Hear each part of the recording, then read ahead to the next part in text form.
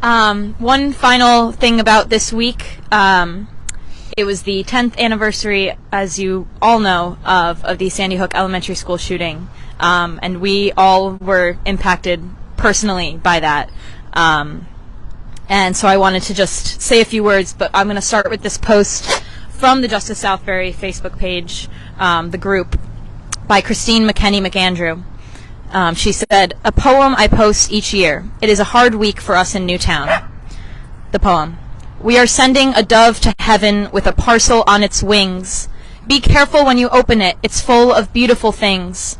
Inside are a million kisses wrapped up in a million hugs, to say how much we miss you and to send you all our love. We hold you close within our hearts, our lives, until we meet again." Author unknown.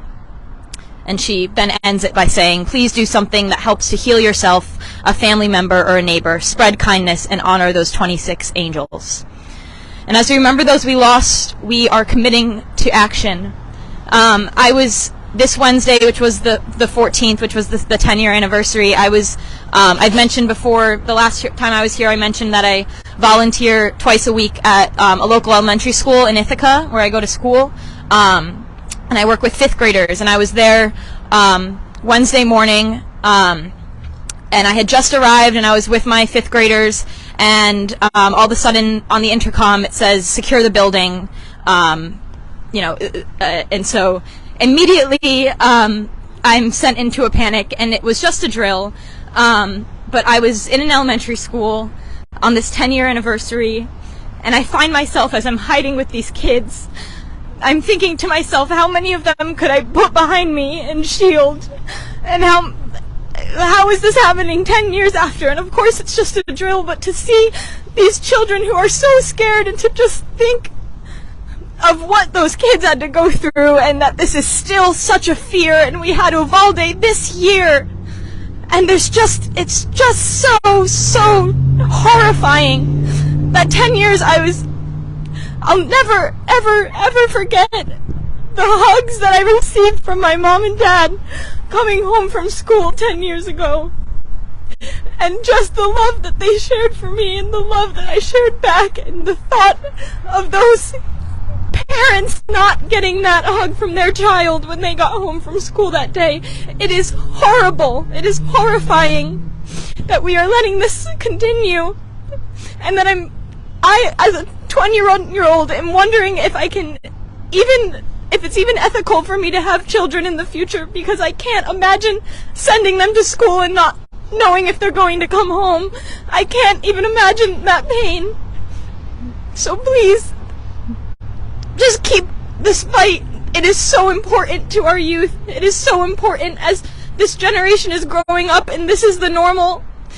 The post-Columbine generation is so scared all of the time, and that's not how it should be at all. I should not have been so terrified for those kids that I get to see twice a week, and thinking about how big my body is and how that could shield them. That's not something that anyone should have to ever think about. Can I say something? Yes, of course.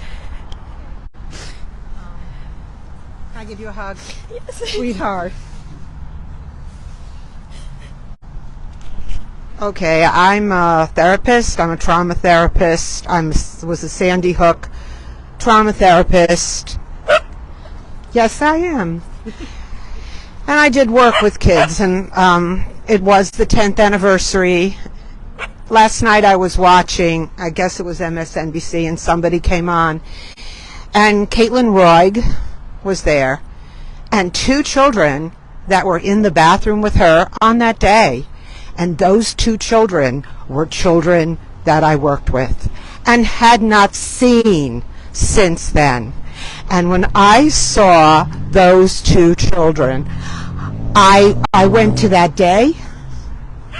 I went to the work that we did. But my heart was so happy to see these girls, to see them, how they have healed, and what they're going to bring to the world.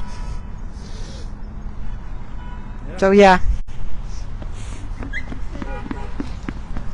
with that, yeah, I mean, yeah, I'm just going to finish it up. You know, with this generation, that's what we're doing, is we're just going to keep fighting. And so thank you for joining us, and thank you for being here, because it really just means the world. We're entering this world, you know, I'm about to graduate and thinking about what my place will be in this world. I just know at least that it's going to be fighting, fighting for something, something different. So I'm just, and so I'm just going to end with this quote that I found from Shouting in the Fire by Dante Stewart. And he says this: "We are all wondering, is there any place that is safe? We are trying to hold one another while our knees are weak, chests are tight, our world's on fire. We're all trying to simply exhale.